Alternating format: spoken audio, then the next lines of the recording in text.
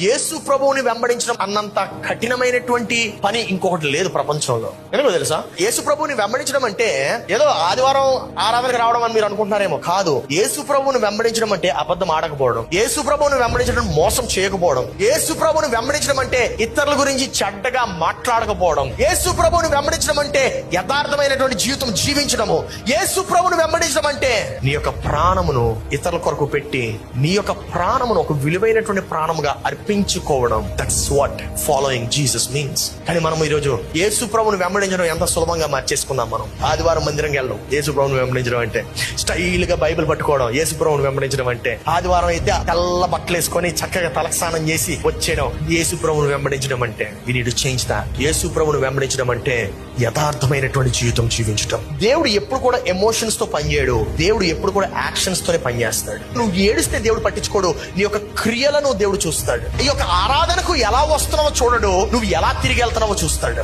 నువ్వు తిరిగి వెళ్ళిన తర్వాత నువ్వు ఏమైనా నిర్ణయం తీసుకుంటే ఆ యొక్క నిర్ణయానికి కట్టుబడి ఉంటున్నావా లేదో చూస్తాడు.